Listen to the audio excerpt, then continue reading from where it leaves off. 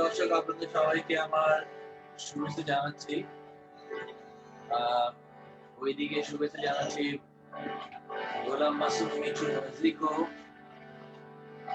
এই অনুষ্ঠানের আয়োজক। অনেক ধন্যবাদ সানি ভাই আমাদের সাথে আজকে যুক্ত হওয়ার জন্য। নিহন বাংলা প্রোডাকশনের এই আয়োজনে আটমাকে আমরা সাদর আমন্ত্রণ জানাচ্ছি। এই সময় যারা বাংলাদেশে এই অনুষ্ঠান দেখছেন সবাইকে ঈদের শুভেচ্ছা। জাপানে এখন রাত 10টা বাজে প্রায়, বাংলাদেশে সন্ধ্যা 7টা। দুই দেশেই যেহেতু আমাদের আগামীকাল রোববার ছুটির দিন, মোক্ষম সময় কিছু গান শোনার। আমরা খুবই সৌভাগ্যবান যে আমরা আপনার মতো একজন গুণী শিল্পীকে পেয়েছি। দর্শক শ্রোতা বলে রাখি, সানি জুবায়ের ধ্রুপদী গান নিয়ে, ক্লাসিক্যাল গান নিয়ে দীর্ঘদিন প্রায় 2 দশক ধরে কাজ করছেন। বাংলাদেশের সঙ্গীত জগতে তিনি একজন পরিচিত মুখ। আজকে আমাদের আমন্ত্রণে উনি এসেছেন, কিছু গান শোনাবেন, আমাদের সাথে আড্ডা দিবেন। সানি ভাই কেমন আছেন? ভালো আছি।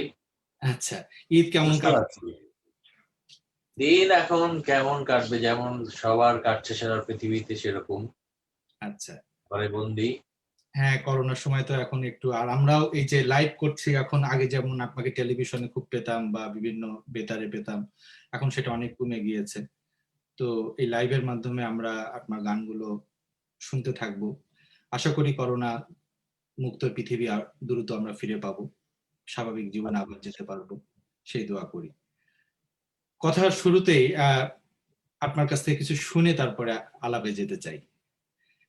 শিওর। আমি একটা আমার খুব প্রিয় ঠুমরি, মাছ খামাজ রাগে, সেই ঠুমরিটা দিয়ে আমি অনুষ্ঠানে শুরু করি, তারপর আস্তে আস্তে এগোই।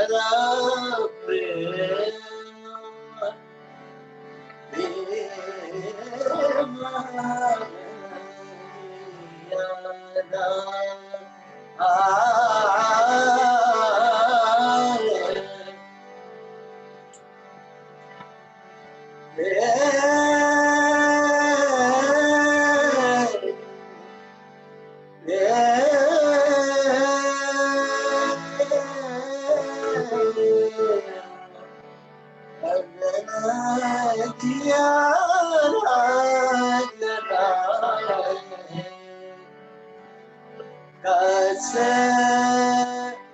बुझाऊं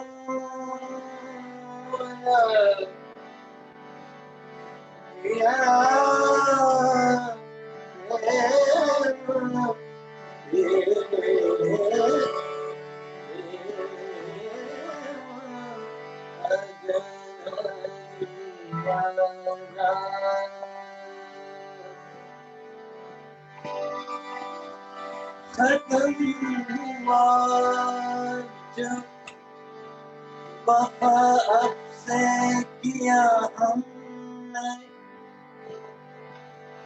सच तो ये है बहुत ही बुरा किया लगाया दिल को सब्र भी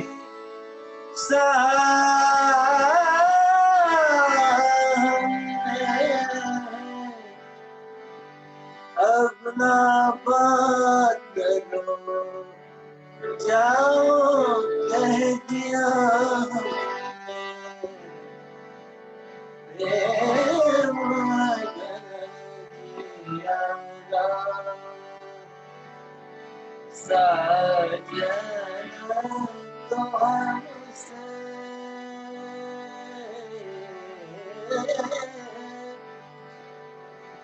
रूठ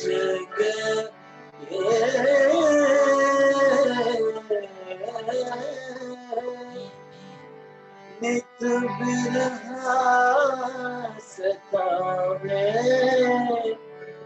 रंग भयो निहाना हमारा रंग भयो निहाना हमारा रंग भयो निहाना हमारा रंग भयो निहाना हमारा ये मगन निहाना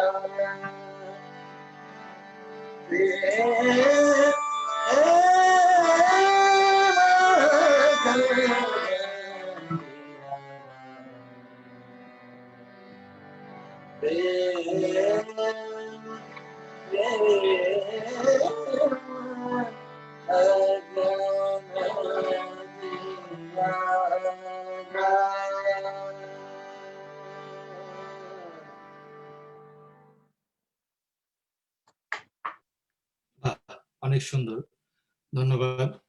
সাউন্ডে একটু দর্শক মন্ডলীদের বলে রাখি, আমরা বাংলাদেশ থেকে এটা সানি ভাইয়ের বাসাতে আমরা এটা কানেক্ট হয়েছি, যে কারণে সাউন্ডে একটু সমস্যা হতে পারে, প্রফেশনাল স্টুডিও নয়। আমরা নেক্সট টাইম থেকে চেষ্টা করব আরো প্রফেশনালি করতে, আরো সুন্দর করে সাউন্ড দিতে। আজকে একটু কষ্ট করে আমাদের সাথে থাকুন। সানি ভাই, আমরা একটু জানতে চাই যে এই যে আপনি দীর্ঘদিন ধরে ক্লাসিক্যাল সঙ্গীত চর্চা করছেন, আপনার এই দিকে ঝোঁকটা আসলো কিভাবে? এটা আসলে খুব ছোটবেলা থেকে বলতে মানে আমি তো আমার নানা বাড়িতে বড় হয়েছি, জন্ম পুরনো ঢাকায়, ওখানেই তো আমাদের বাসায় আমরা জয়েন্ট ফ্যামিলিতে থাকতাম। সেখানে আমার সমবয়সী কাজিন যেমন ছিল, আমার বড় এবং এরা সবাই ছিল। এর পেছনে আমার ছোট মামার একটা বড় ভূমিকা আছে। সেটা হচ্ছে উনি বিভিন্ন রকমের, দেশে থাকতেন না, যখনই আসতেন নানান ধরনের আপনার গানের ক্যাসেট নিয়ে আসতেন। তো সেখানে আপনার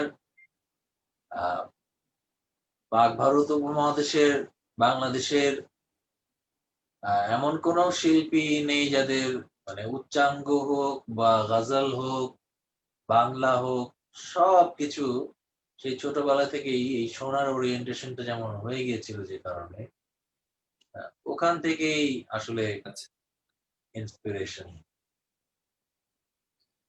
তারপরে দীক্ষা বা এই সঙ্গীত শিক্ষা জীবন কিভাবে, কোথায় থেকে কিভাবে এগোলেন?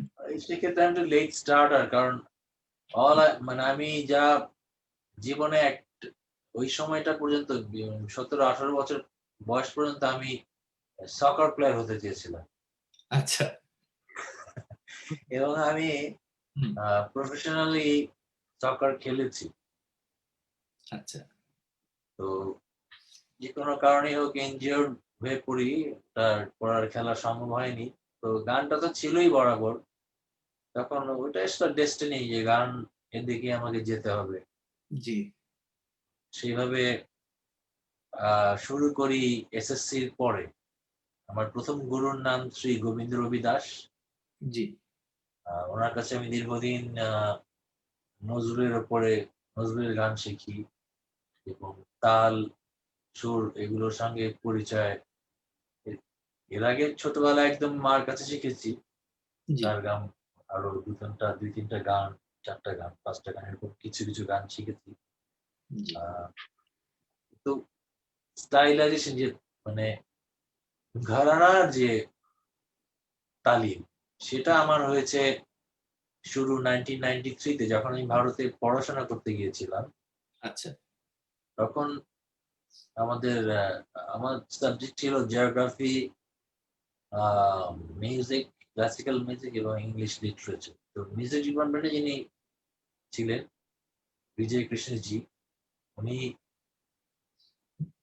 আমাকে পরিচয় করিয়ে দেন দিল্লিতে নিয়ে গিয়ে উস্তাদ মাজার আলী খান এবং জাওয়াদ আলী খান যারা উস্তাদ বড়ে গোলাম আলী খান সাহেবের আ পৌত্র।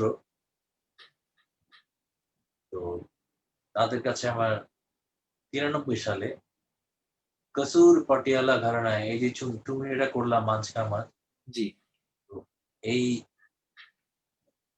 এই ঘরানায় আমার তালিম শুরু হয়। আচ্ছা। এরপর আমরা আহ, আমি আসলে পত্রিকাতেও দেখেছি আপনি আপনার ইন্টারভিউতে যে সুইডেনে কম্পোজিশনের পরে ক্লাসিক্যাল মিউজিক কম্পোজিশনের পরে পড়াশোনা করেছেন। ওটা কত বছর ছিল? সেটা এটা আসলে একটা মানে 95 এ আমি যখন আমার ভারতের পড়াশোনা শেষ করে দেশে ফিরছিলাম, তখন আ দিল্লিতে ইন্দিরা গান্ধী ইন্ডোর স্টেডিয়ামে জি, একটা কনসার্ট হয়েছিল। আ ইসরায়েল ফিলহারমনিক এবং ওটার আ এগুলো তো আমি আগে মজার্ট, বেথোভেন, শুবার্ট এদের মতন বড় কম্পোজারদের আমি তো রেকর্ডে শুনেছি। কিন্তু সেবার হলো কি দেখলাম যে লাইভ। তো আমি কোনভাবেই ওটা মানে মিস করতে চাইনি। তো আমার সঙ্গে আমার আরো ২ জন বন্ধু ছিল। আ আমরা ডিসাইড করলাম যে আমি অ্যাডামেন্ট ছিলাম যে আমি এই কনসার্ট দেখব। ওই আচ্ছা, ১ম বার আমি মজার্ট এবং বেথোভেনের মিউজিক আ সরাসরি শুনলাম। এটা ছিল আমার জন্য আমার বিরাট ব্লো। আচ্ছা, তো এবং পৃথিবীর সর্বশ্রেষ্ঠ এখনো পর্যন্ত মানে লিভিং দের মধ্যে ভায়োলিনিস্ট ইটজাক পার্লম্যান জি, তাকে শুনলাম। তো সেই এক অদ্ভুত মুগ্ধতার সীমা ছাড়িয়ে যাওয়া অনুভূতি। তো আমি তখন ভাবলাম যে ওই মোমেন্টে যে আমাকে এটাই করতে হবে। ইস্ট এবং ওয়েস্ট এর একটা সম্মিলন যদি ঘটানো যায়। তো সেই প্রয়াস নিয়ে আমি দেশে ফিরলাম। দেশে ফিরে প্রফেশনালি কিছুদিন গান বাজনা করলাম। তারপর 99 এ আমি রয়্যাল কলেজে এপ্লাই করলাম। ওখান থেকে যেহেতু আমি ওয়েস্টার্ন মিউজিকের কিছুই জানতাম না, মিউজিক্যালি তারা আমাকে খুব গুরুত্ব দিলেও তারা বলল যে, এই জিনিসটা তোমাকে জানতে হবে। তো আমাকে অন্য একটা college Gautam school of music কলেজে রেফার করলো। ওখানে আমি ২ বছর গ্রুমিং করে পরে আবার কমপ্লিট করে রয়্যাল কলেজে ঢুকি। আচ্ছা। এই হচ্ছে স্টোরি। রয়্যাল কলেজে অ্যাডমিশন পাওয়াটাও একটু টাফ অবশ্যই, আমি যেটা ওদের সম্পর্কে জানি। তো এটা তার খুবই টাফ ছিল কারণ আমাদের সময় 82 অ্যাপ্লিক্যান্টস ছিল ২ টা সিটের জন্য। তো ওই ৮০ জন ৮২ জনকে ধাক্কা দিয়ে আমাকে ঢুকতে হয়েছে। আচ্ছা, দুইজন। এবং আরেকটা জিনিস যেটা সেটা যে যেটা বুঝতে পারলাম যে আপনার বিটোফেন বা মোজার্ট এদের ইনফ্লুয়েন্স আছে এই ক্লাসিক্যাল কম্পোজিশন শেখার প্রতি আগ্রহ তৈরি হওয়ার জন্য। আমার কাছে আমি আমি ইউটিউবে আপনার অনেক গজল শুনেছি, আপনি মানে গজলে কিভাবে ইনভলভ হলেন? ওই যে গজল আমি আসলে যখন ক্লাস 5-এ পড়ি তখন জগজিৎ সিং, চিত্রা সিং তাদের একটা অ্যালবাম আছে, লাইভ এট রয়্যাল অ্যালবার্ট হল। ওখানে এর আগে আমি গজল শুনেছি, মানে মেহেদী হাসানের গজল শুনেছি, আরো কেএল সাইগাল, তারপর তালাত মাহমুদ। জি। বাট আমাকে ঠিক সেভাবে আপনার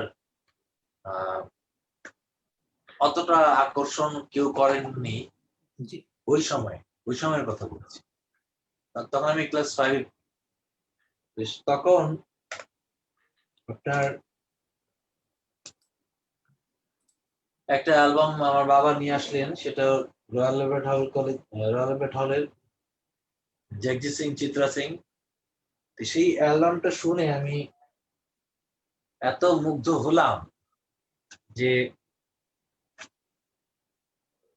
এক সপ্তাহের মধ্যে সমস্ত গজলগুলো মুখস্থ হয়ে গেল। আচ্ছা। এবং সেই থেকে আমি গজলের প্রতি ঝুঁকে পড়ি আচ্ছা। এবং সেই বয়স থেকে গজল গাওয়া শুরু করি। তারপরে আমার গজলের যে বাংলা গানে আসলে গজল শিল্পী তো আমরা খুব একটা দেখি না বা আমরা ওইভাবে পাই না, এটা একটা ইন্ডাস্ট্রি হিসাবে এখনো পর্যন্ত বাংলাদেশে এটাকে বলা যায় না যে দাঁড়িয়েছে। তো গজলের একটা বড় জগৎ আছে, হ্যাঁ, সেখানে আপনি আপনার গানগুলো দিয়ে আরো ইনফ্লুয়েন্স করুন, নতুন যারা গান শিখছে তারা আরো ইনফ্লুয়েন্স হোক, আরো তাদের আগ্রহ বাড়ুক, সে প্রত্যাশা করি। একটা গজল শুনলে এখন কেমন হয় এই আড্ডার ভিতরে? হ্যাঁ, নিশ্চয়ই।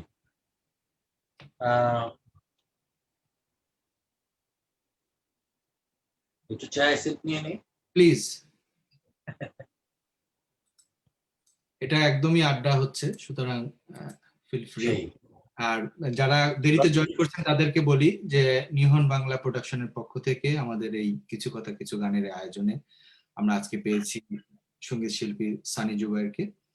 সানি ভাই আমাদের সাথে আড্ডা দিচ্ছেন, মাঝে মাঝে গান শোনাচ্ছেন, আপনারাও থাকুন, আশা করি ভালো লাগবে। আমিও একটু চা নিলাম, সরি। হ্যাঁ, নাথিং টু বি সরি। ওকে। আর গজলের যে তালিম, সেটাও কিন্তু আমার গজল ঠুমরি এবং উচ্চাঙ্গ আমার তালিম মাজার আলী খান এবং জাওয়াদ আলী খান এই দুজনের কাছেই হয়েছে আসলে। জি। আমি একটা বিখ্যাত গজল গাইছি, এটা অনেকেই গিয়েছেন। বরকত আলী, না, হাবিব আলী মোহাম্মদ গিয়েছেন, তারপরে ফরিদা খানম গিয়েছেন, এরপর অনেকে গিয়েছে। আমি ফরিদা খানমের ভার্সনটা জি। গাইছি।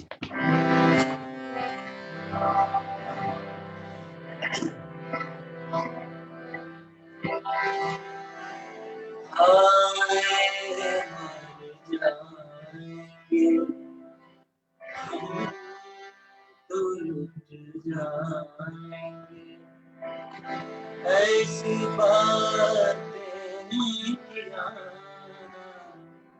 करो आज जाने किसी हाथ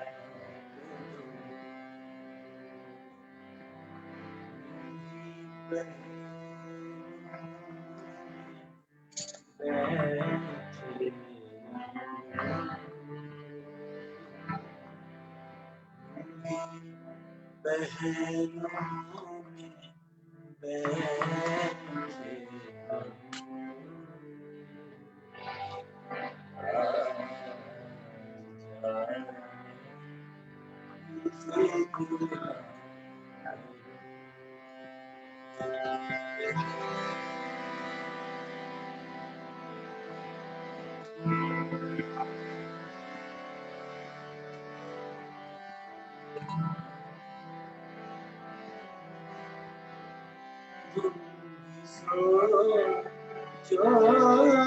जरा क्यों न रोके तुम्हें जान जाती है जब कुछ के जाती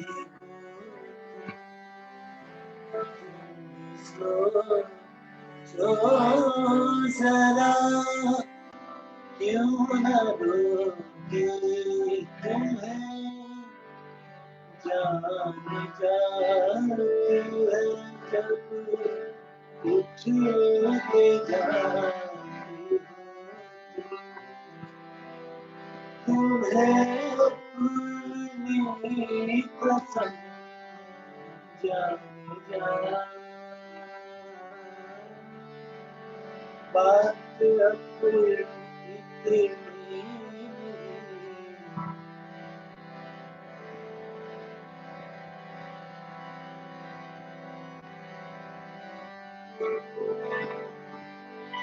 तुम्हें अपनी कसम जान जा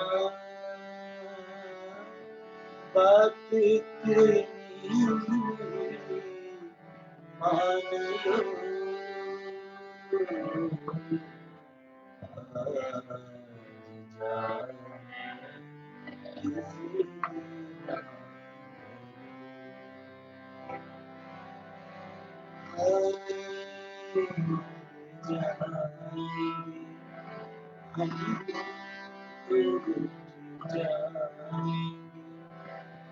ऐसी बातें किया ना करो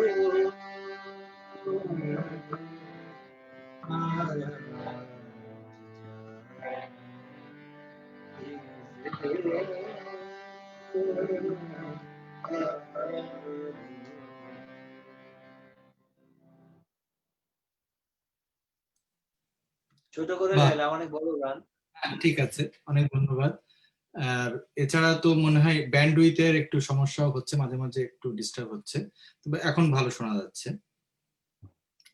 সানি ভাই, এটা তো গেল গজল পাঠ। আধুনিক বাংলা গানও বা মৌলিক গানও আপনি করেন, চলচ্চিত্রের সাথেও কাজ করেছেন, এবং জাতীয় পুরস্কারও পেয়েছেন। আপনার এই এই ধারাটা নিয়ে একটু আমাদেরকে যদি কিছু বলতেন। মানে আমার মৌলিক গান এবং চলচ্চিত্র এই দুটো বিষয়। জি। আচ্ছা, আমার প্রথম মৌলিক গান আমি রচনা করি at the age of 18। আচ্ছা। এটা খুব যে আর্লি তা না, জি। আর্লি ভাবার কোনো কিছু নাই। আমি ওই সময়টাতে আমি বলবো বিশ্ব বরেণ্য মিউজিশিয়ান আমাদের দেশের লাকি আকান্ত, জি। ওনার সংস্পর্শে ছিলাম। মানে আমরা কয়েকজন, আমি কিন্তু হ্যাপি টাচ ব্যান্ডেও ছিলাম। জি। তো তার সঙ্গে সময় কাটানোতে যে আমার যেটা হয়েছে, যে তার কাছ থেকে অনেক উৎসাহ, প্রেরণা, ভালোবাসা, স্নেহ পেয়েছি। এবং আমি তাকে কিন্তু মামা ডাকি, কারণ তিনি আমার মাকে আপন বড় বোনের মতো জানেন, এই জন্য।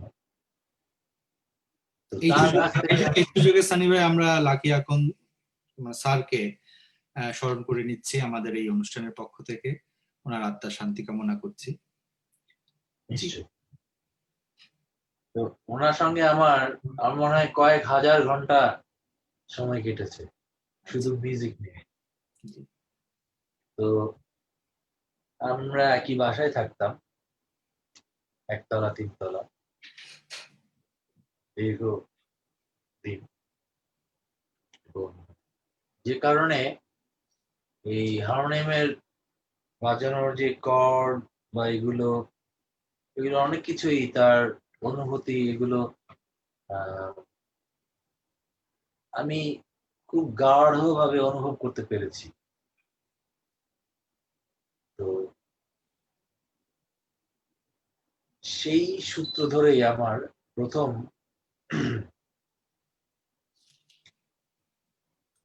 মৌলিক গান তৈরি হয় এবং সেটা একটু শোনাতে পারি আপনাকে।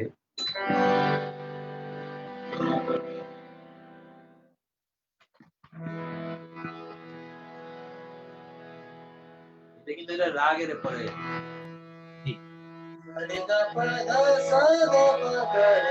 কিন্তু এর কোনো মিল কম্পোজিশনে পাওয়া যাবে না।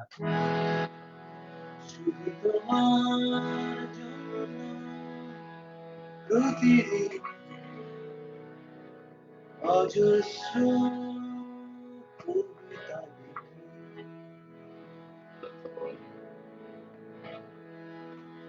শুধু তোমার জন্য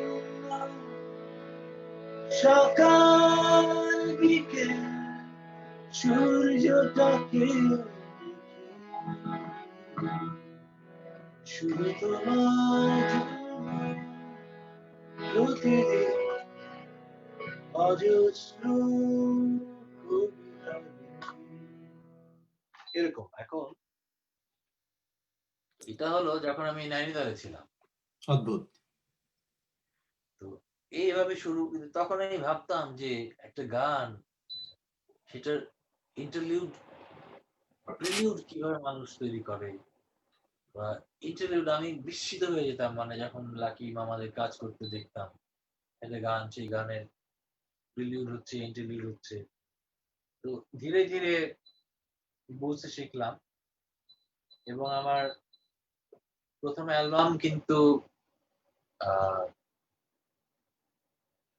বাপ্পা মজুমদার, বাপ্পা ও নিজে উদ্যোগ নিয়ে, সারা ছিল সে অ্যালবামের নাম, 1998 সালে বের করে। আচ্ছা, তখন আমার এখনকার কিছু কিছু যেগুলো পরে বেরিয়েছে সেই গান ছিল, কিন্তু ওগুলোর প্যাটার্ন ভিন্ন ছিল, যে কারণে ওইখানে ওই গানগুলো যায়নি। তো পরের দিকে যে গানগুলো তখনও ছিল তার থেকে একটা গান শোনাই, মৌলিক।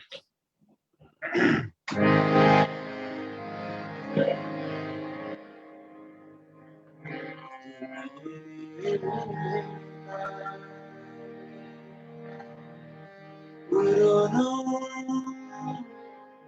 প্রেমের মতো ধীরে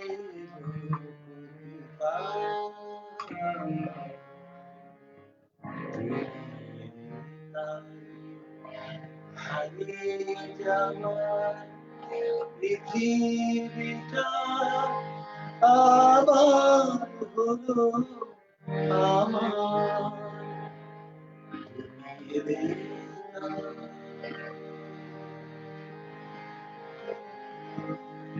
এভাবে এতদিন বড় কোন প্রাণী ঘুরেছি, উষারে মরুতে যেন জল সমন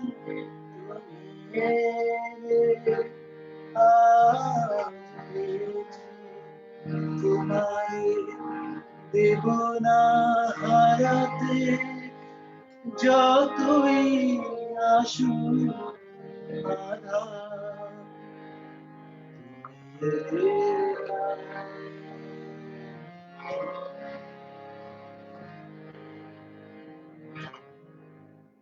তুমি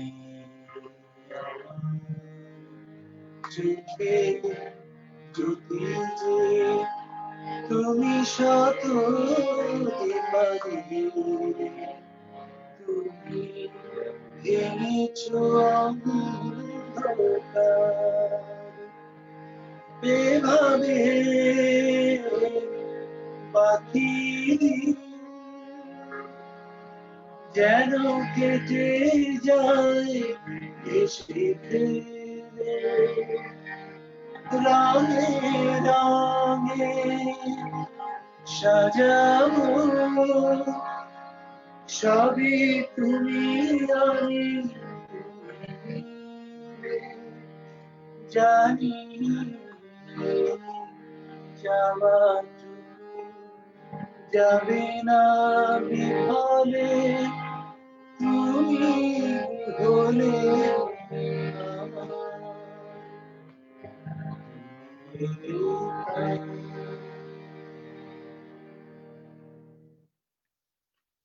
বাহ, অনেক সুন্দর। একটা অন্য জগতে চলে গিয়েছিলাম। এই আর হচ্ছে যে এই যে ফিল্ম জগতের সাথে এর পরে মানে ওই যে লাকি আকন্দের স্যার যে কথা বলছিলেন ওখানে একটু ফিরে যাই।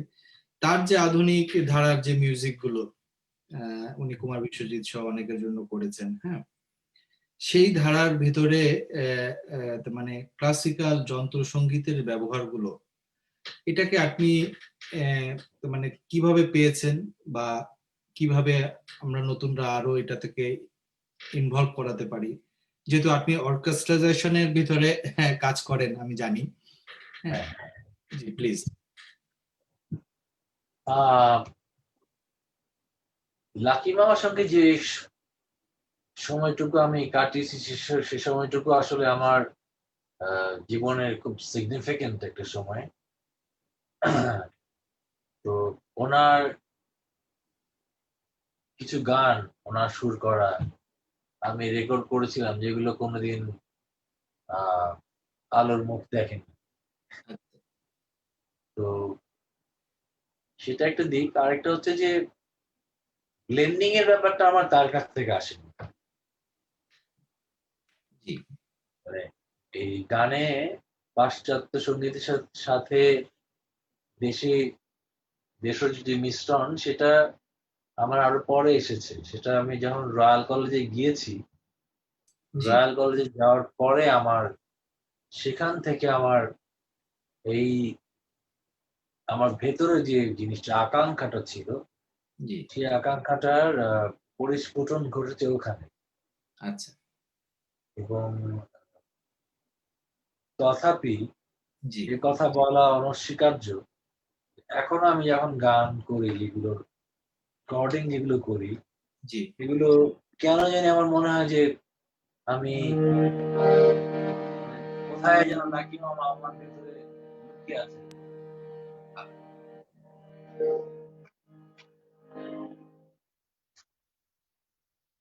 এবং এটা কোনোদিন যাবে না। আমরা আমরা লাকি ভাইকে স্মরণ করে কি তার জন্য দুটো লাইন কিছু আপনার কাছ থেকে শুনতে পারি? তার একটা গান আমি ঘাসফুল সিনেমাতে গিয়েছি। আচ্ছা, ঘাসফুল সিনেমা আমার জীবনের প্রথম চলচ্চিত্রের সঙ্গীত পরিচালনা। এটা আকরাম খানের আকরাম ছবি। খানের, জি, হুম, প্লিজ। ওখানে এই যে বললাম না আলোর মুখ দেখেনি, এই একটা গান আলোর মুখ দেখেছে কিন্তু বহু পরে। এটা কিন্তু at the age of 21 আমি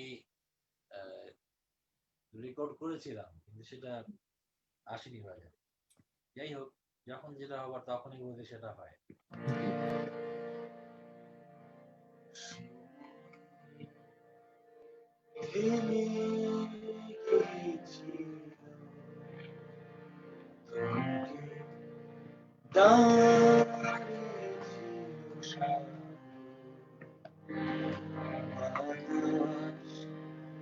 থেমে গিয়েছিল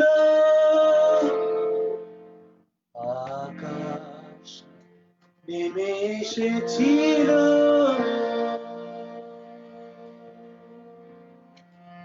আমি শুধু তোমাকে দেখছিলাম, তোমাকে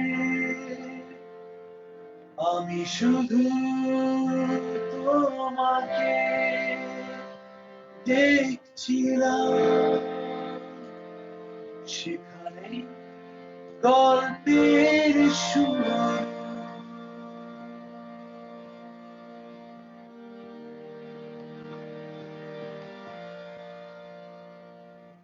তারপর চেনা পথ ধরে একদিন শুধাই আমি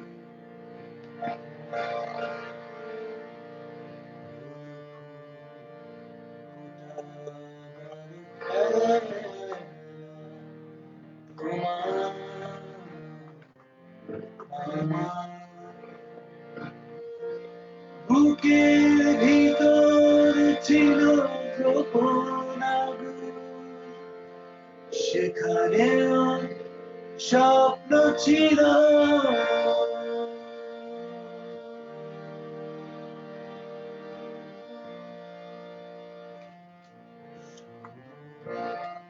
থেমে গিয়েছি, দাঁড়িয়েছিল আকাশ, থেমে গিয়েছিল আকাশ, নেমে এসেছিল।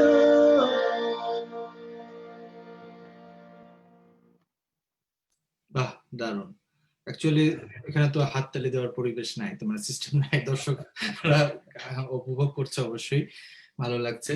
এই গজলের দিক থেকে আপনার এই মানে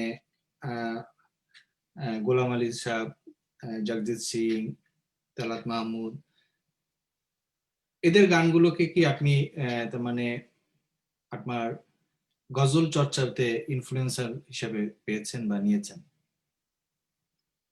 প্রত্যেকেরই তো একটা মানে স্টাইল আছে। হিরো থাকে না ছোটবেলায়। আচ্ছা, জি। তো আমার ছোটবেলার হিরো ছিলেন জগজিৎ সিং, জি। এবং আমি কিন্তু মেহেদী হাসান সাহেবকে আবিষ্কার করি অনেক পরে। আচ্ছা। এবং তার গজল শোনার পর আহ,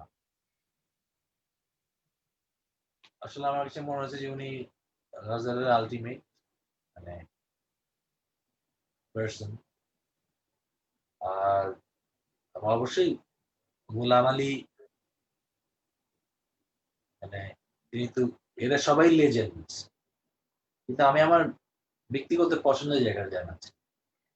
তো শৈশবের হিরো হিরো জগজিৎ সিং, তার গান আমি এখনো প্রচন্ড গেয়ে থাকি। এবং যেহেতু আমি একজন কম্পোজার, মানে কম্পোজিশনাল পয়েন্ট অফ ভিউ থেকে তার গানগুলো আপনি শুনলে দেখবেন যে মানে খুব কম্প্যাক্ট এবং ওয়েল মানে কম্পোজড। আর বাকি যে দুজন আছেন তারা ফ্রি, তাদের স্টাইলটা ছিল ফ্রি। তাদের আগেও আমার, পরে যখন আমি আমার ওস্তাদিদের কাছে যাই, তখন আমার, আপনি যদি আমাকে জিজ্ঞেস করেন যে আপনার কার গজল সব চাইতে ভালো লাগে, সেক্ষেত্রে আমি বলবো ওস্তাদ বরকত আলী খান সাহেব, যিনি ওস্তাদ বড়ে গোলাম আলী খান সাহেবের আপন ভাই। জি। এই গেল হচ্ছে গিয়ে এটা। আর ফিল্মের বিষয়টা আমার মাথায় ছিল যে আমি ফিল্ম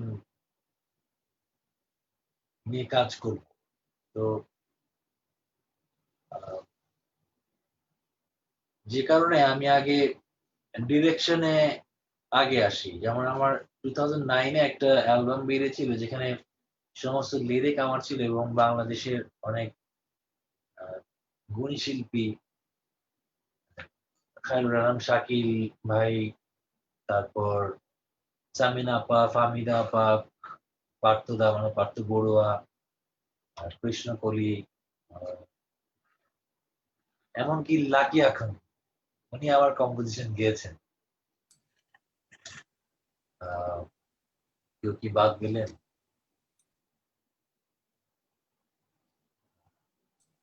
এনআরআই, এরা সবাই মিলে একটা অ্যালবাম করা হলো যেখানে আমার কম্পোজিশন এরা গাইল। আমার টার্গেট ছিল যে এটা দিয়ে মিউজিক ডিরেকশন আসবো, এবং একসময় এখান থেকে আমি ফিল্ম মিউজিক দিই। তো আমাকে এর কিছুদিন 2013 অনওয়ার্ডস মনে হয়, মানে স্বনামধন্য চিত্র পরিচালক মুর্শিদুল ইসলাম, জি। উনি আমাকে বিভিন্ন ডকুমেন্টারি, ওনার করার ডকুমেন্টারি মিউজিক করতে দেন। আমার এখন মনে হয় যে, আমার মনে হয় হি ওয়াজ টেস্টিং মি আচ্ছা। ফিল্মে আমি তো যাই হোক সেগুলো করেছি এবং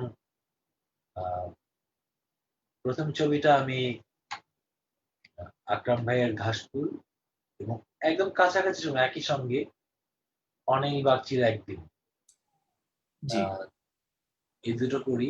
এরপরে আপনার আকা রেজা গালিব ভাই থ্রিলার মুভি করি একটা।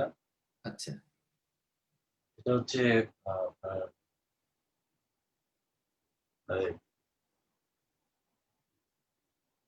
মুভির নামটা যেন কি, আমি একটা ইন্টারেস্টিং একটা জিনিস পেয়েছি এক জায়গাতে, এটা আমি জানি না সঠিক কিনা, তো মানে প্রিয়তমা আমি দাড়ি তুমি কমা, এটা ওখানে কি? একটা গান, ওখানে আমি একটা গান করেছিলাম প্লেব্যাক সিঙ্গার হিসেবে। আচ্ছা আমার একটা পার্সোনাল রিকোয়েস্ট সানি ভাই, আমি যদি আহ, আপনার মুখে যদি আমি জগদীশ সিংকে শুনতে পেতাম, যদি কিছু। তাই হ্যাঁ personal, I am also big fan of him.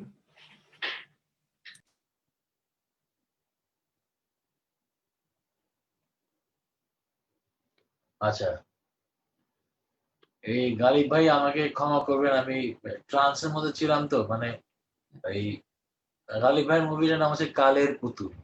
আচ্ছা আর ঠিক আছে, তারপরে আমি মোর্শেদ ভাইয়ের আরেকটা ছবি করি, সেটা হচ্ছে আঁখি ও তার বন্ধুরা।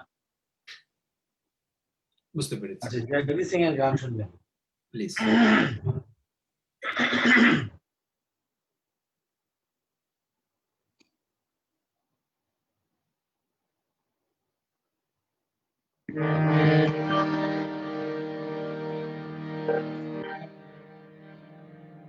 তাহলে সেই গানটাই শোনাই, যে গানটা দিয়ে আমি আমার ওস্তাদিদের কাছে গিয়েছিলাম ইন্টারভিউ দিতে। আমি শেষ হতে পারবো না। অবশ্যই।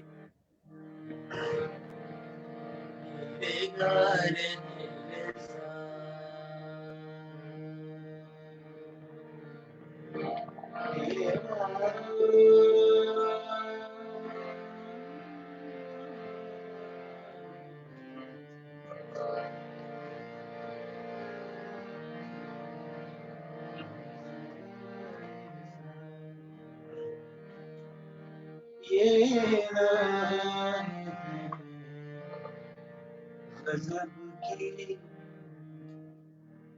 ये गजब की ये बला की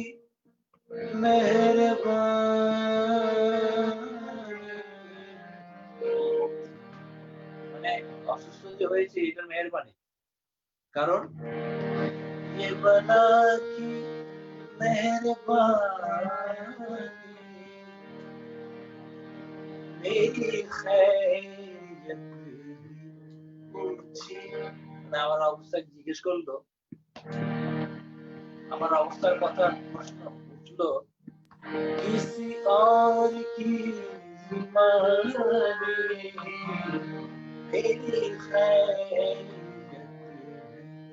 पूछी, किसी और की जुबानी ये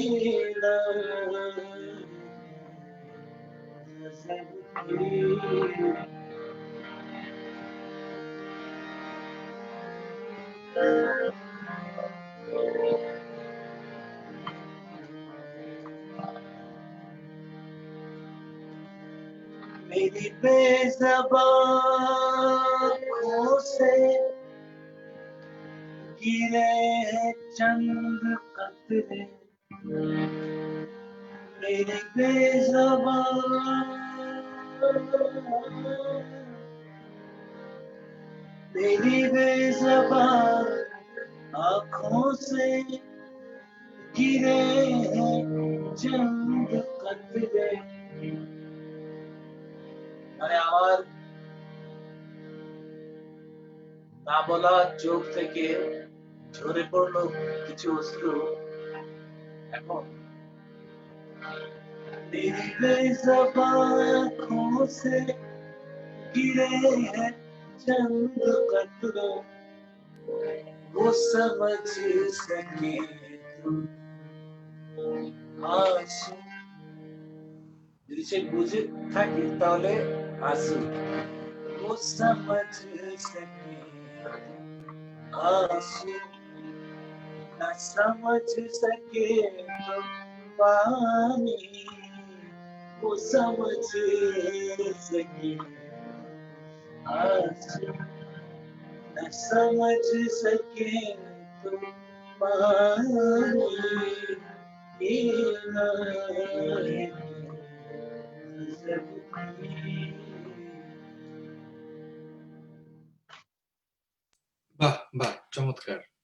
একটু বলি যে সানি ভাই আমাদের সাথে কিন্তু প্রথম থেকেই দেখছেন শামীম আহমেদ ভাই, শামীম ভাই আইব বাচ্চু ভাইয়ের আমার সাথে দীর্ঘদিনের সাথী, এলআরবি ব্যান্ডের ম্যানেজার শামীম ভাই দেখছে, আমাদের জিজি পোকা ব্যান্ডের অভিরয় কিবোর্ডিস্ট। ভাই আপনারা যারা দেখছেন সবাইকে আমার জি সালাম শুভেচ্ছা জানাচ্ছি আমি। অনেক তো গান হলো, এবার একটু আপনার দর্শকদের এই সুযোগে একটু আপনার পরিবার সম্পর্কে জানতে চাই, কারণ কি টেলিভিশন বা অন্য চ্যানেলগুলোতে এই আলাপগুলোর সুযোগ হয় না খুব একটা। আমার একটা বউ, হ্যাঁ আচ্ছা, আমি কি লাকি বলবো না আনলাকি বলবো? I'm very lucky. Of course you are. So মানে না, ভাবিকেও ধন্যবাদ, ভাবি এই সেটআপটা করার জন্য অনেক কষ্ট করেছে। হ্যাঁ ও এটা সবসময় করে। In the true meaning she is my better half. আচ্ছা, আর আমার দুই রাজকন্যা আছে, মানে আমাদের, আমার বললে আবার আমার বউ তো খেপে যাবে, হ্যাঁ তোমার একলাম নাকি। তো যাই হোক, আমাদের দুই রাজকন্যা, বড়টার নাম হচ্ছে সোনাটা আর ছোটটা সোফিয়া। সোফিয়া, সোনাটা এবং সোফিয়া, তোমাদের জন্য শুভকামনা রইল নিয়ন বাংলা প্রোডাকশনের পক্ষ থেকে। তোমাদের জন্য শুভকামনা রইল। তো এরাও গানের সঙ্গে টুকটাক জড়িত না? বেশ, বড়টা একটু বই পড়ার দিকে গেছে আর কি বেশি। আচ্ছা, বই পড়া খুবই ভালো অভ্যাস। সানি ভাই এখন কি কাজ নিয়ে চলছেন, বা কি কাজ এখন হাতে আছে, বা কি পরিকল্পনা আছে? এখন যে কাজ করছি এই মুহূর্তে অটিজম নিয়ে কাজ করছি, অটিজমের উপরে কিছু গান করছি। বেশ, অটিজমের উপর কিছু একটা গান রেকর্ডিং হয়ে গেছে, সেটা গানটার নাম প্রতিবন্ধী। এটা ইউটিউবে আছে, আমার চ্যানেলেই আছে। আমার শ্রদ্ধেয় শিক্ষক নটরডেম কলেজের, তিনি একজন জিওগ্রাফার, উনি এখন টরন্টোতে থাকেন। ওখানে যে উনি এই অটিস্টিক স্পেশাল চাইল্ডদের দেখে ওনার যে অনুভূতি হয়, সেই অনুভূতি থেকে উনি আসলে জিওগ্রাফি ছেড়ে দেন এবং এদের সঙ্গে কাজ করা শুরু করেন। তার একটা পাবলিকেশন আছে, আমেরিকান পাবলিশারের মাধ্যমে তার ইংরেজিতে রেকগনিশন নামে একটা বই আছে অটিজমের উপরে, তার কবিতার বই। তিনি কিছু লিরিক পাঠিয়েছেন আমাকে, তার একটা আমরা রিলিজ করে ফেলেছি গত 2 সপ্তাহ আগে, আর একটা রিলিজের পথে। এই জিনিসগুলো নিয়ে এখন কাজ করছি। আচ্ছা, এই সময়টাতে। ঠিক আছে। রাসমাত ময়না বলেছেন যে আপনাকে আরো বেশি বেশি টিভি প্রোগ্রাম গুলোতে দেখতে চাই।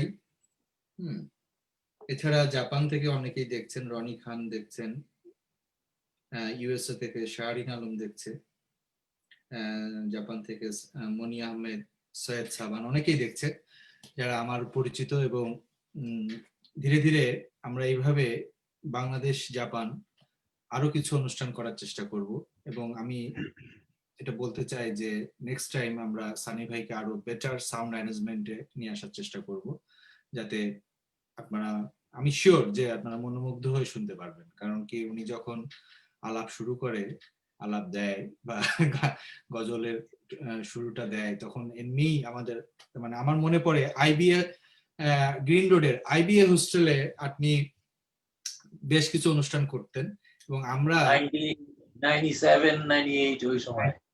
ওই সময় তো আমরা মানে খুবই তরুণ, এবং আমাদের ভিতরে এক ধরনের আলাদা ধরনের একটা মানে জোন কাজ করতো। তো আমরা ওই যে আপনি বসে যেতাম সুন্দর করে সব একদম, হ্যাঁ, এবং ঘন্টার পর ঘন্টা চলছে আপনার গজল। হ্যাঁ, খুব অদ্ভুত সেই স্মৃতিগুলো। এবং এখনো চাই যে সেই দিনগুলো আবার ফিরে আসুক। দর্শকদেরকে আরেকটা গান কি শোনাতে পারেন? একটা গান গাইতে ইচ্ছে করছে।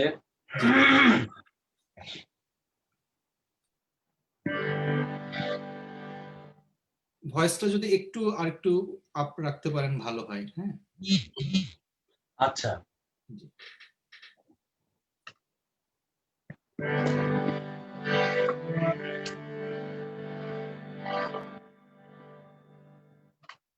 গানটার নাম ভিনসেন্ট, ভ্যান গগের উপরে। জি, গানটার নাম ভিনসেন্ট, জি, এবং ডন ম্যাকলিনের লেখা এবং সুর, উনি গেয়েছেন। আচ্ছা, please.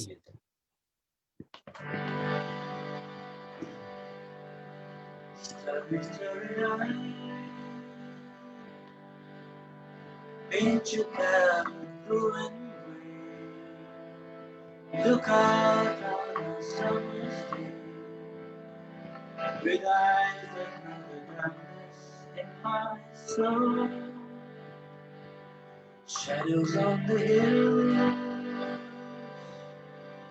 sketch the trees in the daffodils, catch the breezing winter chills in colors of the snowy land. Now I understand what you tried to say to me, and how you suffered for your sanity, how you tried to set them free. They would not listen, they did not know how. Perhaps they will listen now. Starry, starry night, flaming flowers that brightly blaze, swirling clouds in vanities, reflect Vincent's eyes of china blue, colors changing hue. Morning fields of amber green, withered faces lined in pain, are soothed beneath the artist's loving hand. For they could not love you, still your love was true. And when the hope was left inside on that starry, starry night, you took your life as lovers often do. But I could have told you, Vincent, this world was never meant for one as beautiful as you.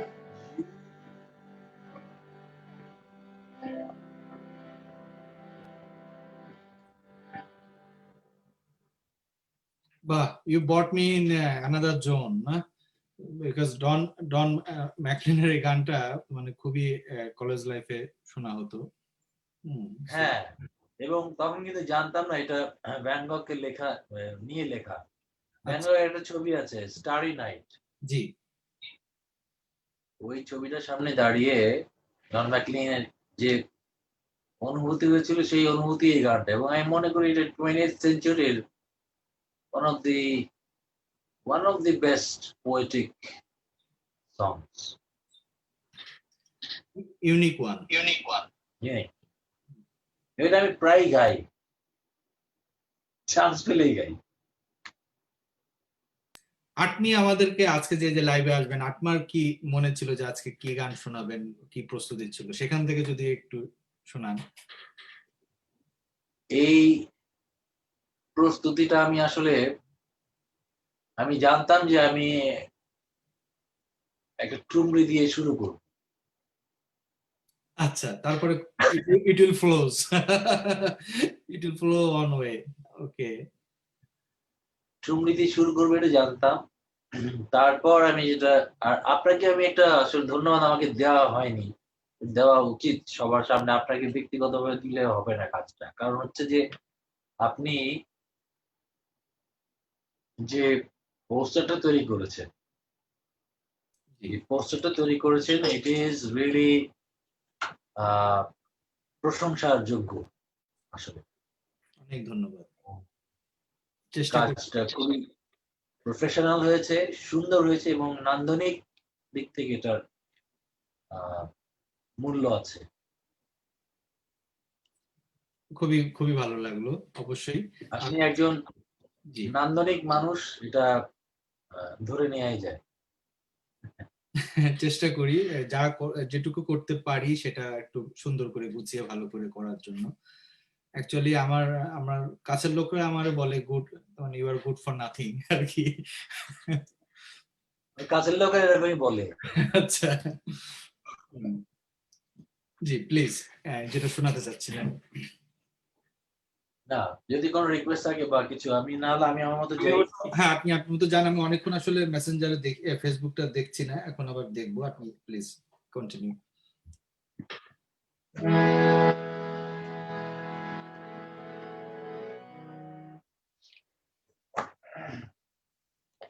Sound is now better, Nirmal Sarkar বলছে। So we are hopeful. ভালো লাগছে। Sound is now better. Better, হ্যাঁ।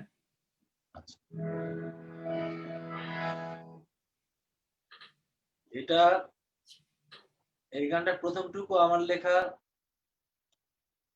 প্রথম অন্তরে আমার বন্ধু শেখর শাশ্বতর লেখা, এবং সেটা সে কোনোভাবেই ক্রেডিট নিতে চায়নি, কিন্তু আমি যখনই গানটা গাই ক্রেডিটটা তাকে দিই। আচ্ছা। তারপরে স্তবকটা আমার। যাই হোক। আর যাই বলো বন্ধু, মিথ্যে বলো না। আর যাই করো বন্ধু, দুঃখ করো না।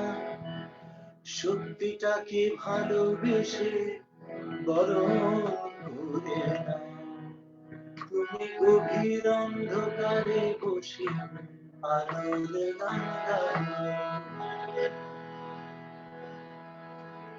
আমায় যদি দেবে কিছু, কে বলছে? শেখর, শেখর শাশ্বত বলছে।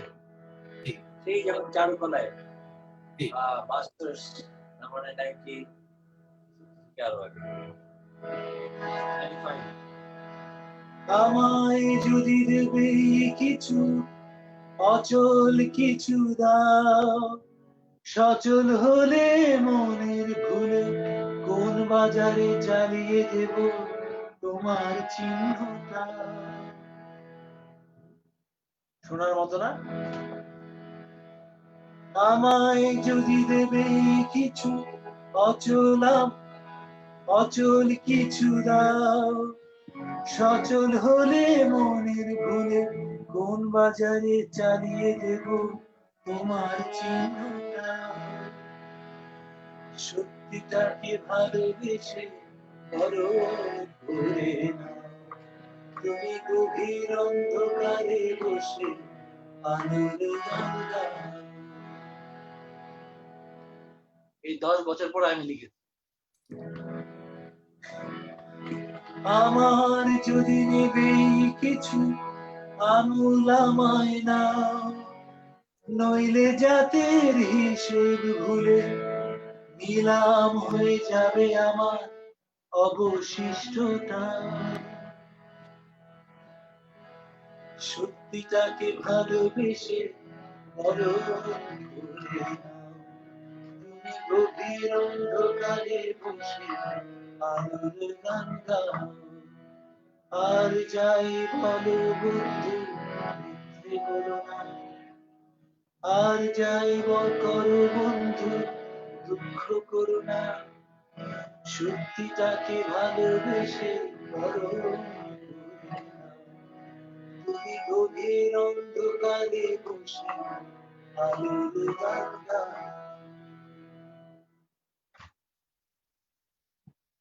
বাহ, মানুষ কিন্তু শুনছে, কিন্তু অনলাইনে খুব মনোযোগ দিয়ে শুনছে, অনেকে আছে এটা তাদের প্রিয় গান, সেটাও বলছে। তো সানি ভাই, এই যে মানে করোনার ভিতরে কি খুব একটা বাইরে টাইরে যাওয়া হচ্ছে নাকি, কি অবস্থায় আছেন? ওই কোনো কিছু কিনতে টিনতে হলে আচ্ছা। দিতে হয়। হুম। আর এই গান রেকর্ডিং করছি, স্টুডিওতে গেলাম 2 দিন। আচ্ছা, রেকর্ডিং চলছে না? হুম। রেকর্ডিং স্টুডিও গুলো তো ওরা মনে হয় সেইভাবে প্রোটেকশন নিচ্ছে। আমরা জাপানে যেটা করি, আমরা প্র্যাকটিস প্যাডে বা স্টুডিওতে গেলে ওরা প্রতিটা বিশেষ করে মাইক্রোফোনটা বেশি ইনফেকশন হওয়ার একটা চান্স থাকে না, মুখের কাছে তো বিভিন্ন লোক ইউজ করে, ওরা মাইক্রোফোনটা খুব ভালো করে মানে স্যানিটাইজার দিয়ে ভিজিয়ে রেখে ইয়ে করে না। এটা একটা বাংলাদেশের সবাই এটা ফলো করতে পারে, এটা ভালো কাজ। আর একটা জিনিস হচ্ছে যে মানে নতুন কোনো অ্যালবাম বা নতুন কোনো রিলিজের কাজ কি সামনে আছে? আমি আর আমার আমরা গ্রেগরিতে যারা পড়ি তারা আমরা নিজেদেরকে গ্রেগরিয়ান বলি। আচ্ছা। তো আমার 95 ব্যাচের, আমি তো 91 এর ব্যাচ। তানবীর দাউদ রনি, ওকে নিয়ে আমি, he is like my soulmate. ওর সঙ্গে একটা যৌথ, মানে আমার লেখা সুর গান, ও 4টা গাইবে আমি 4টা গাইবো, দীর্ঘদিন ধরে চলছে। তো এটা শেষ হচ্ছে না। এই প্রজেক্টটা নিয়ে প্রায়শই আমরা ভাবি, আবার কোনো কাজে ব্যস্ত হয়ে যাই আবার। তবে এটা আমাদের একটা প্রজেক্ট যেটা আমরা ইনশাল্লাহ করবো। আচ্ছা। অনগোয়িং প্রজেক্ট, দীর্ঘদিন ধরে চলছে। এই আরেকটা বিষয় সেটা হচ্ছে, যদিও টু লেট, তারপরেও আপনি জিজ্ঞেস করছেন যে এখন আমি কি করছি। কানাডায় একটা অর্গানাইজেশন আছে, ইন্টারন্যাশনাল ওয়াটার কালার সোসাইটি। জি। ওদের পোয়েট্রি কন্টেস্ট এবং থিম সং কন্টেস্ট এবং পেইন্টিং ওয়াটার কালারের কন্টেস্ট ছিল। তো এটা আমি বাংলাদেশে আমার আমার টাইমলাইনে পোস্ট করেছি, সব জায়গায় পোস্ট করেছি। মানে আমি ইন্টারন্যাশনাল জুরি মেম্বার, মানে ইন্টারন্যাশনাল জুরি যে প্যানেল আছে, ওই প্যানেলের একজন মেম্বার আমি ওতে। তো আপনার মাধ্যমে আমি জানাচ্ছি, এখন যদিও মাত্র 4 দিন সময় বাকি আছে, 3 দিন সময় বাকি আছে, হয়তো কিছুটা সময় এক্সটেন্ড হবে। মানে আর্ট, মানে পিস থ্রু আর্ট, এটার উপর একটা সং কন্টেস্ট। জি। এইটার কোনো এইজ লিমিট নাই, এবং গান অনেক ভালো মানে গাওয়া হতে হবে এমনও না। তো এটার থিমটা হচ্ছে যে শিল্পের মাধ্যমে শান্তি। আচ্ছা।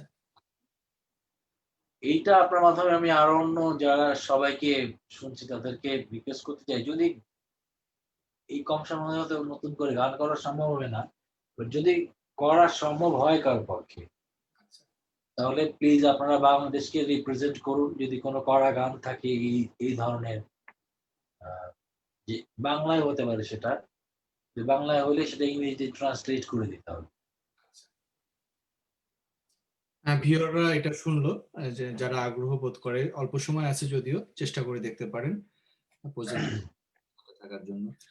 সানি ভাই, একটা রিকোয়েস্ট দেখতে পাচ্ছি, শুধু শখের জন্য গানটি শুনতে চাই, এরকম। আচ্ছা,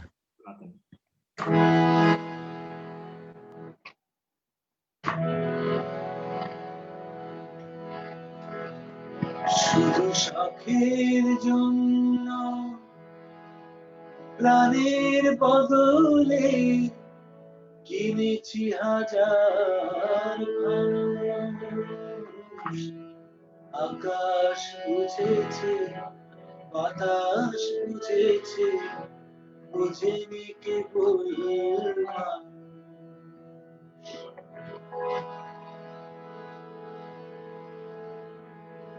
শুধু প্রেমের জন্য যে তার বদলে হেরে গেছি অনায়াসে।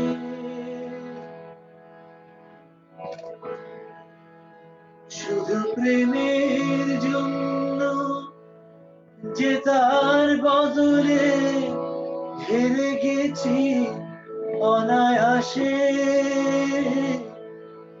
পাহাড় বুঝেছি, আকাশ বুঝেছি, বুঝেনি কেবল আকাশে। যার পায়ের চিহ্ন, যার পায়ের চিহ্ন রেখেছি আগলে শ্রী মহাদেবের মতো। সেই মেয়েটি দেখলো না শুধু আমার বুকের ক্ষত, শুধু শখের জন্য।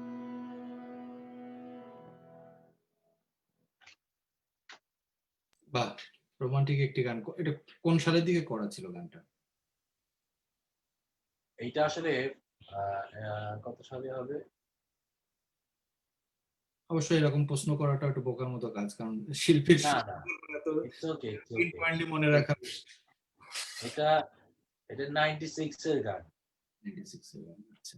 96 এ এই গানটা জি সকালে লিখেছি, জি। সুর করেছি। আর এখন একটু শোনাই। ওরে হৃদয়, তুই এখনো এত বোকা, যেন মায়ের কোলে অবোধ ছোট্ট খোকা।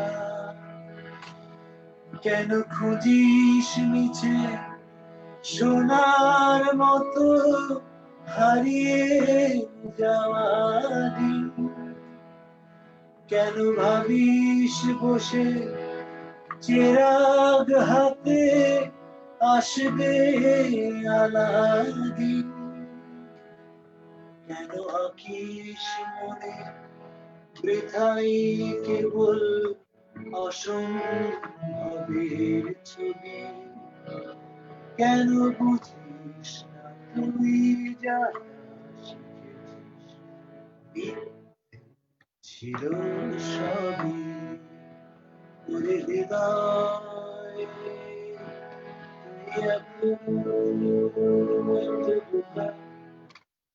ফুল হার্ট।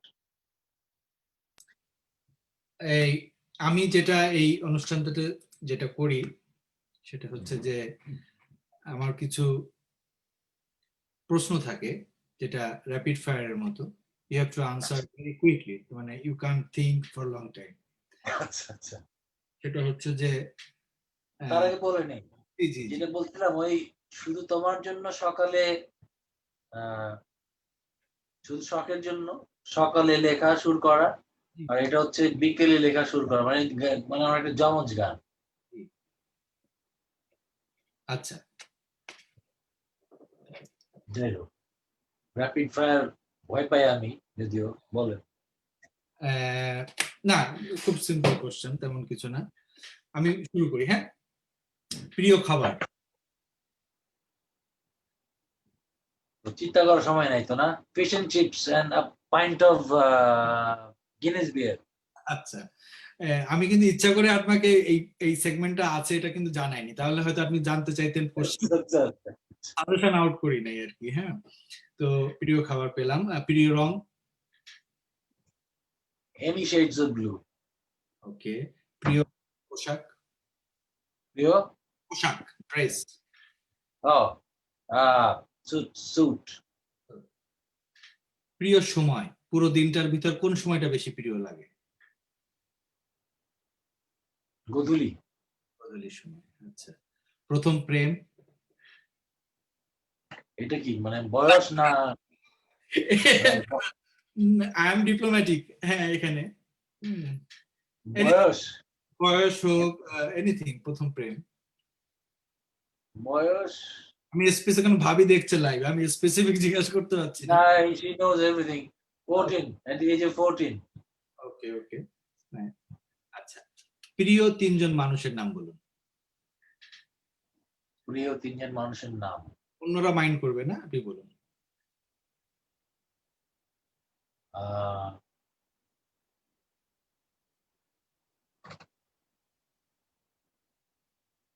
মুস্তাফা জামান আব্বাসী, ওকে,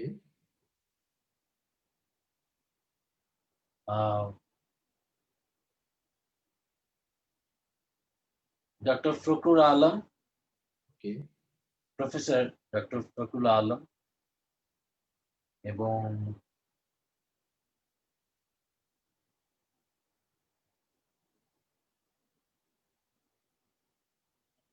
কঠিন সমস্যায় ফেলে দিয়েছে আমি।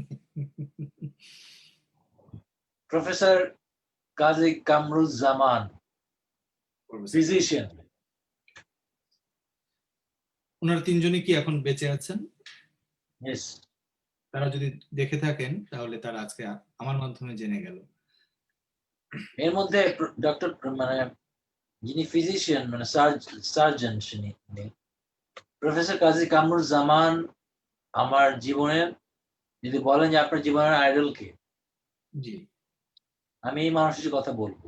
যদি উনি পেশায় ডক্টর, ফিজিশিয়ান, বাট মানে উনি আমাকে চেনেন আমার বয়স 7, 8, 9 এরকম সময় থেকে। স্টিল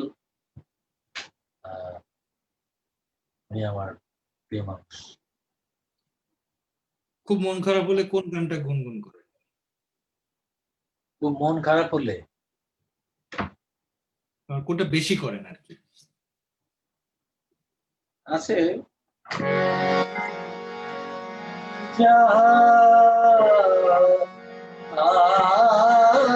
কিছু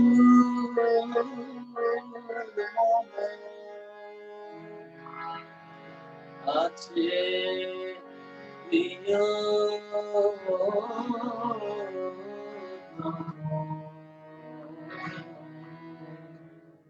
সকলে সামনে যত ভালোবাসা প্রীতি ভালোবাসা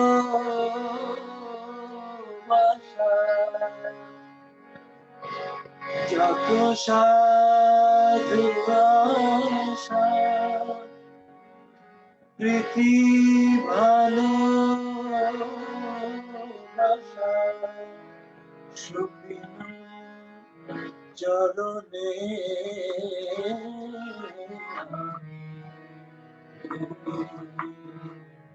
সকলে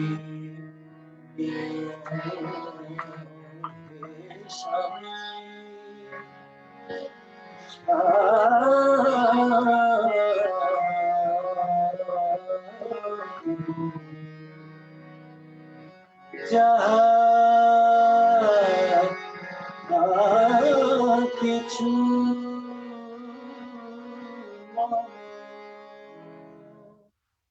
নজরুলের। জি, নজরুল সঙ্গীত। আচ্ছা, আর যখন খুব সুখে থাকেন তখন কোনটা? তখন এটা নিউ ইয়র্কে থাকেন মাহফুজুর রহমান মাহফুজ ভাইয়ের লেখা লাকি মামার সুর, লাকি একটা সুর। তোমাকে পেয়ে ফুরালো যে সব চাওয়া,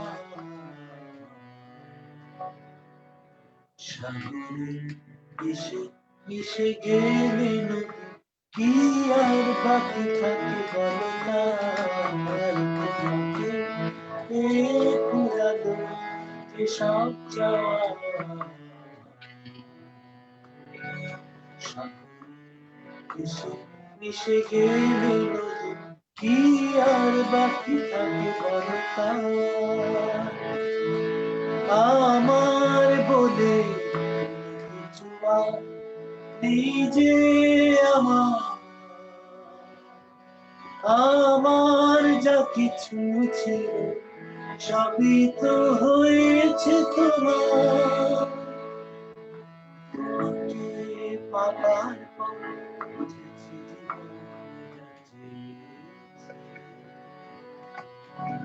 সে সব কিছু পেয়ে গেছি। তোমাকে পেয়ে ফুরালো যে সব চাওয়া,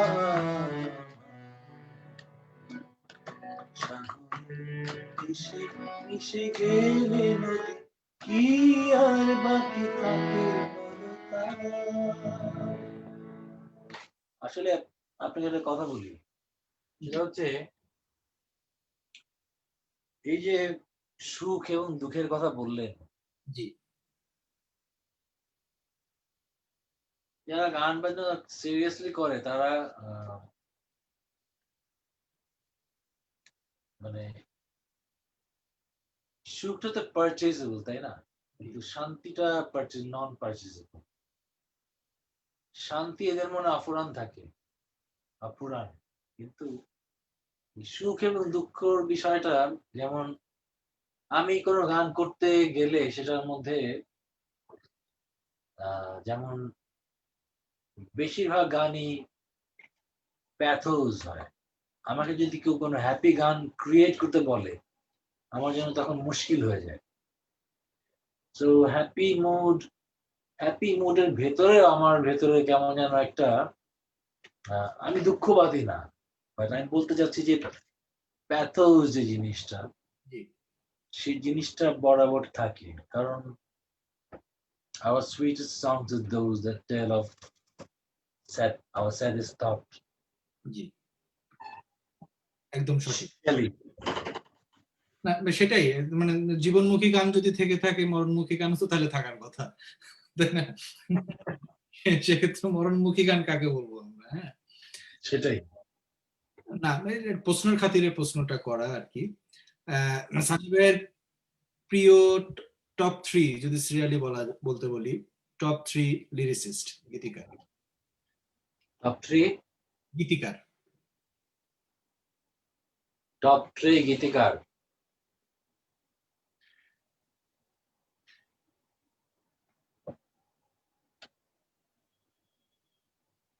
গৌরী প্রসন্ন মজুমদার, খানাতাউর রহমান, কাসার আহমেদ চৌধুরী। আচ্ছা, আর এই সময়ে যারা এখন গান সুর করছে বর্তমান সময়ে, তাদের ভিতর কাকে ভালো লাগছে? একাধিক লাগতে পারে, আমি একজনের কথা জিজ্ঞেস করলাম, একাধিকও বলতে পারেন। অর্ণবের কাজ আমার ভালো লাগে, অর্ণব। এর কাজ আমারও ফেভারিট। তানভীর রাসেল লিখেছেন স্টারি স্টারি নাইট গাওয়া যাবে কিনা। তানভীর ভাই, ইউ মিসড ইট, এটা হয়ে গেছে। আমরা লাইভ শেষ করার পরে আপনি এটাকে রিপ্লে করলে পাবেন। খুব করে চাই তোমায় ভালোবেসে, এটা একজন রিকোয়েস্ট করেছেন। অ্যাকচুয়ালি আমরা আর খুব বেশি গানে যাব না, আমরা শেষ দুটো গান একটু একটু করে দিয়ে আমরা শেষ করে দিতে চাই, বেশ সময় হয়ে গেছে। আমার যেটা হচ্ছে যে সানি ভাই,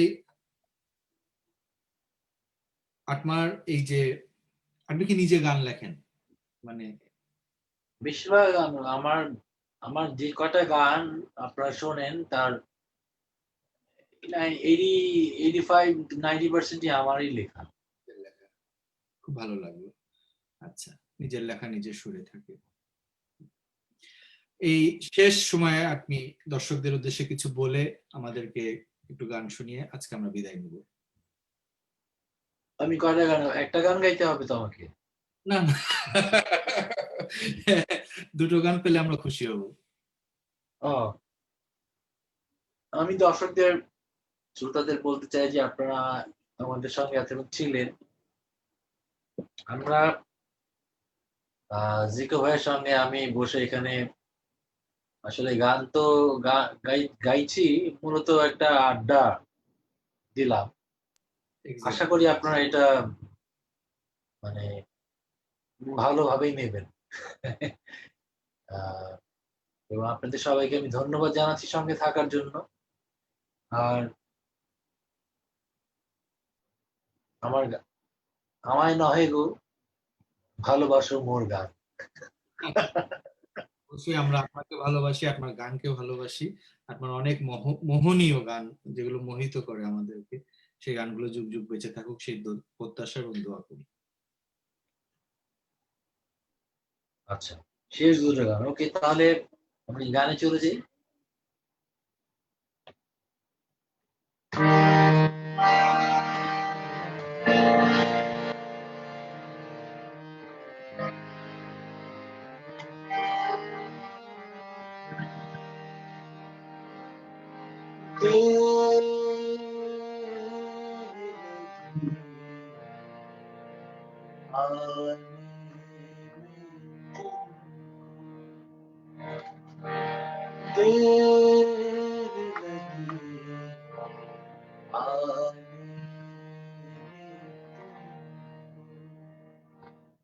शुक्र है फिर भी आए तो, शुक्र है फिर भी आए तो, आस में साथ न छोड़ा, आस साथ न छोड़ा, वैसे हम घबराए तो, वैसे हम घबराए तो, देर लगी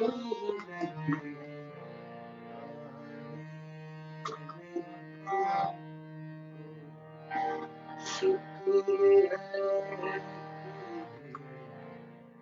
आए तो, देर लगी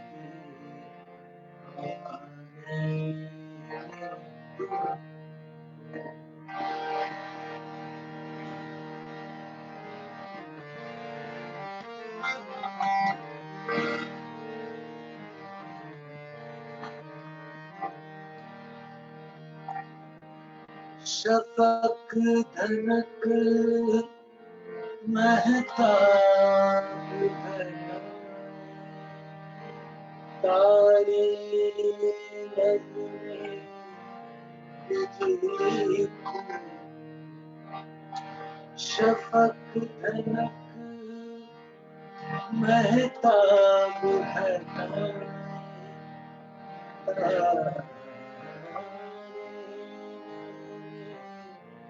बिजली को, उस दामन क्या क्या कुछ है, वो दामन हाथ में आए तो,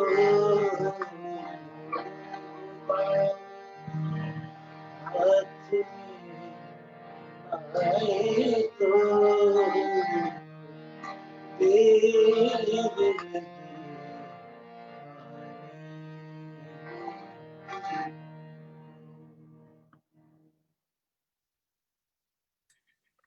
Last one. জি।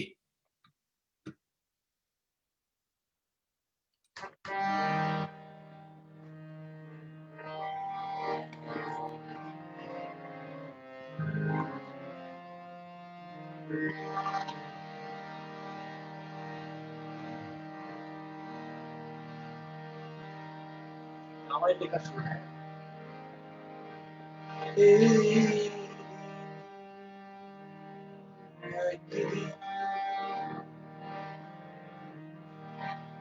অবসরে চলে যাবে শীতের সকাল স্মৃতির উঠোনে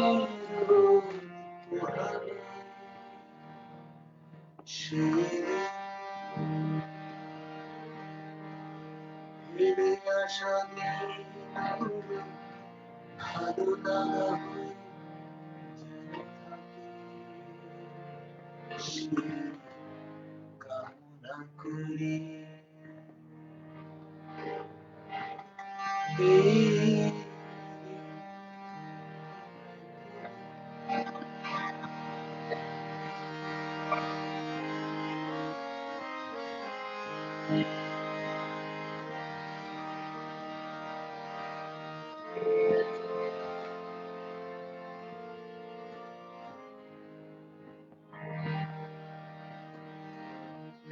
যাদের চোখে আজ এক বিন্দু আলো নেই সংসার চলে দেখি তাদের বলা কথাতে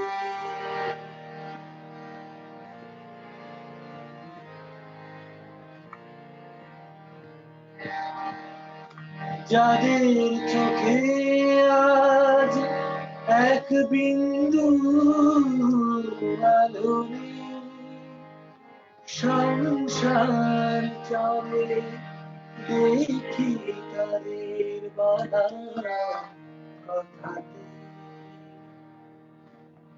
আমার চোখে অবাক আলো দিয়েছিলে দেখে যেন আমি তা দেখেই থাকি তুমিও কি তাই চেয়েছিলে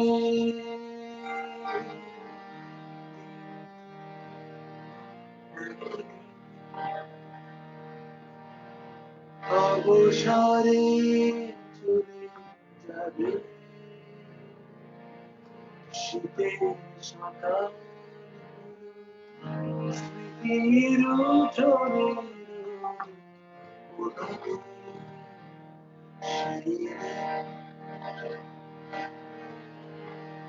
ফিরে আসা দিনগুলো ভালো লাগা হয়ে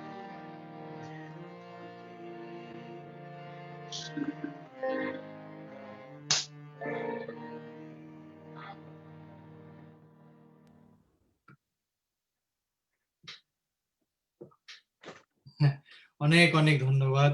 যেতে দিতে ইচ্ছা করছে না, তবুও সময়ের একটা পাবন্দী আছে, যেতে দিতে হচ্ছে। ভালো থাকুন, সুস্থ থাকুন, এই করোনার সময় নিজেদেরকে আরো সাবধানে রাখুন। এছাড়া আজকে যারা লাইভ দেখছেন এবং ভিডিওটি ফেসবুক ইউটিউবে থেকে যাবে, আপনার পরবর্তীতে দেখবেন, নিহন বাংলা প্রোডাকশনের সাথে থাকুন, আমাদের সামনের অনুষ্ঠানগুলো উপভোগ করুন। সবাইকে ধন্যবাদ, সানি ভাইকে স্পেশালি অনেক বড় একটা ধন্যবাদ।